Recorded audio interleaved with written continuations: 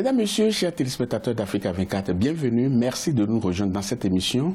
Une émission qui reçoit aujourd'hui le ministre congolais des Postes et Télécommunications, Monsieur Juste Ibombo Léon, est notre invité. Merci d'avoir accepté notre invitation. Le plaisir est partagé. Le secteur des télécommunications, comment ça se porte au Congo aujourd'hui? Écoutez, c'est un secteur qui se porte très bien et il est même dit que c'est le pétrole du 21e siècle, les télécommunications. Et dès notre arrivée dans ce secteur, nous avons fait un état de lieu et nous avons vu que c'est un secteur qui peut apporter une plus-value au niveau du PIB de la nation et nous nous attelons justement à faire en sorte, d'autant plus que le président de la République, dans son projet de gouvernement, veut arrimer le Congo au développement de l'économie numérique. Vous avez dit que c'est le pétrole de l'avenir. Pétrole de l'avenir. Le pétrole de l'avenir, ce sera ainsi pour des pays qui ont su poser les jalons. Est-ce que vous en avez posé aujourd'hui? Ah oui, déjà. Au-delà des discours, bien entendu. Au-delà des discours, déjà, le Congo a déjà une base infrastructurelle, parce qu'on ne peut pas parler d'arrimer notre pays au développement de l'économie numérique si on n'a pas la base infrastructurelle. On a la fibre optique qui est déployée pratiquement sur toute l'étendue du territoire national.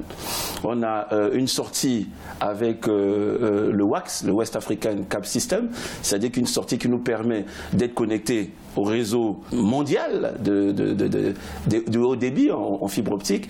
Et on a un backbone, on a des boucles métropolitaines. Aujourd'hui, on a les infrastructures. On est en train d'étendre, parce que là, c'est par un scoop, nous venons de finaliser au niveau du Parlement le projet de 3e phase de couverture nationale en télécommunications, qui permettra maintenant à ce qu'on puisse ramener la fibre optique dans les ménages et dans les entreprises. Mais monsieur le ministre, ce que vous me dites là, c'est ce que tout le monde a, c'est ce que tous les pays ont. Mais qu'est-ce que vous avez du particulier? Le tout ne suffit pas de faire arriver quand même l'outil au niveau de toutes les populations. Il faut quand même poser cette date qui soit quand même générateur de revenus pour les populations. Avec le déploiement de la fibre optique, de cette infrastructure très haut débit, oui. Il y a par exemple déjà la 4G, c'est même moi qui ai lancé la 4G ici au Congo. On a lancé la 4G en janvier par un opérateur.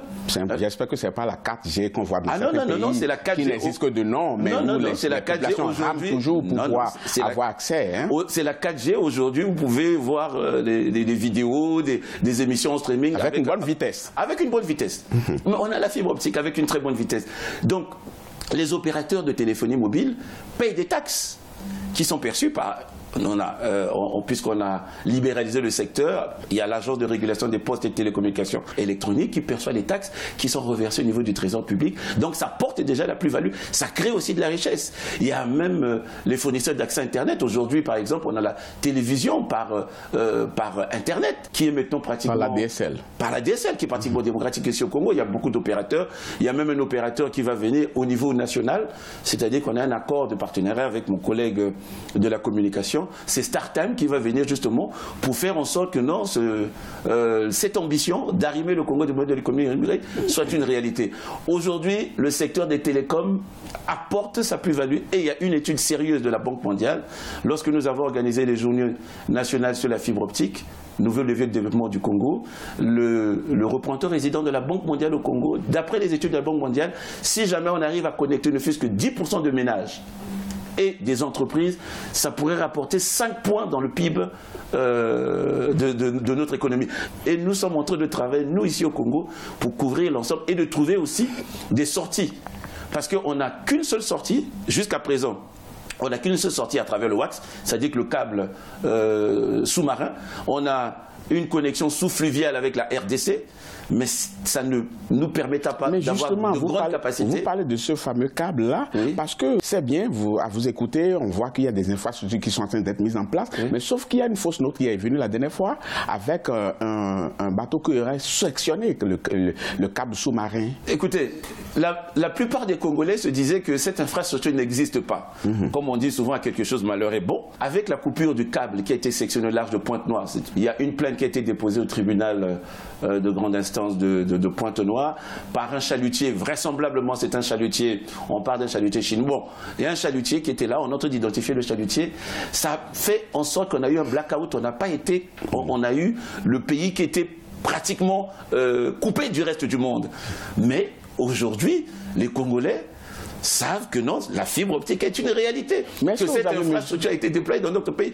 Et on a travaillé d'arrache-pied parce que ce qui a été présenté plus ou moins par des médias au niveau international, que les travaux allaient durer 3 mois, 4 mois, mais on a pu réaliser les travaux en l'espace de 2 semaines. Oui, mais si vos populations ne croyaient pas cela, il y a bien une raison. Ben, la raison, c'est parce que les populations n'avaient pas l'information. Non, ce n'est pas seulement l'information. Les populations ne bénéficient pas quand même de cette prestation.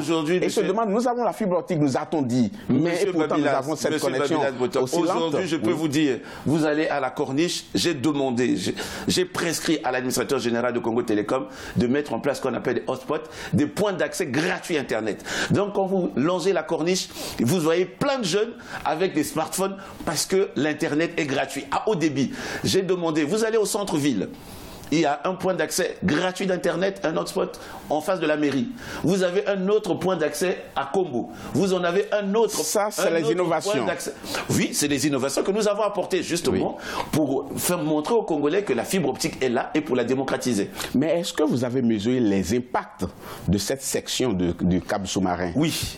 Il y a eu, nous avons travaillé avec les opérateurs, évidemment, mais nous sommes en train justement de faire en sorte que, puisque nous avons finalisé les travaux d'infrastructure entre le Pointe-Noire et le Gabon, parce que nous allons avoir un backbone entre Pointe-Noire et le Gabon, dans le cadre de ce qu'on appelle le projet CAB, Central African Backbone. Et aujourd'hui, nous avons vraisemblablement d'ici la fin de l'année, ce réseau sera opérationnel. Parce qu'il nous faut maintenant, une fois que les travaux de génie civil sont achevés, il nous faut maintenant mettre les équipements actifs qui permettront de brûler la fibre et d'être interconnectés avec le Gabon. Ça nous donnera une redondance, c'est-à-dire que ça nous donnera maintenant, si on a des problèmes au niveau du câble sous-marin, on pourrait avoir une autre sortie à travers le Gabon. Mais on avait ces difficultés. Mais là, on a une sortie avec la RDC. Monsieur le ministre, permettez-moi d'insister quand même sur cette question. Vous avez dit que c'est comme si le pays avait arrêté de fonctionner au moment où il y a une section. Mais est-ce que vous imaginez, lorsqu'on décide, ça c'était juste Internet qui a été coupé, mais lorsqu'on décide dans un pays de couper Internet, de couper les conversations téléphoniques, l'impact que ça peut avoir sur les populations? Écoutez, il y a ce qu'on appelle les raisons d'État. Lorsqu'il s'agit des raisons d'État, l'État doit prendre ses responsabilités. Parce que le rôle de l'État, c'est d'assurer la sécurité de ses citoyens. Là, c'est l'homme politique qui parle, ce n'est plus le technicien des télécommunications. Mais non, mais ça, j'ai l'impression que je ne suis plus avec le ministre des télécommunications. Aujourd'hui, on ne peut pas vivre sans Internet, c'est pas possible. Ah, bien si aujourd'hui, c'est bien de vous entendre dire. Si aujourd'hui le président de la République, dans son projet de société, dit qu'il faut arrimer le Congo au développement de l'économie numérique, on ne peut pas prétendre parler d'économie numérique sans cette infrastructure. Bien entendu, c'est très bien de mettre en place des infrastructures. Mais la question, elle est bien précise. Lors de l'élection présidentielle, la dernière fois, on a vu que l'État congolais a coupé quand même Internet, a coupé tout accès au téléphone. Est-ce que vous imaginez dans un pays, lorsque aucun de ces réseaux ne fonctionne, ce n'est pas pour une journée, ce n'est pas pour 2 journées, vous imaginez l'impact sur les populations? La raison d'État prime toujours. Et vous savez, lorsqu'il y a une menace... Le Congo n'était pas en grève. Non, le Congo n'était pas en guerre non plus. Il y avait une menace réelle. Laquelle? La menace réelle, c'est-à-dire que vraisemblablement, il y avait des puissances qui voulaient que le Congo puisse s'embraser. Comment? Par exemple, en faisant en sorte que ce qu'on appelle maintenant des fake news, en faisant en sorte que des résultats soient proclamés avant que les autorités qui ont les compétences et les prérogatives de les proclamer fassent leur travail. Donc il y avait une menace sérieuse.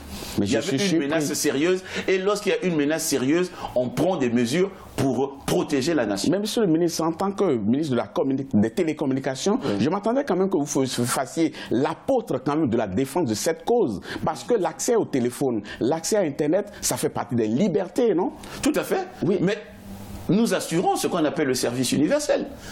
Oui, mais quand il y a des atteintes à la liberté comme ça, je dis, à quoi ça servira toutes ces infrastructures si vous allez pour un oui, pour un non, on va pouvoir couper l'accès. Parce que demain, il y aura une petite rumeur et puis vous allez couper aussi. Ça n'a jamais été l'ambition des pouvoirs publics. Les pouvoirs publics sont là pour protéger la nation, pour protéger le territoire.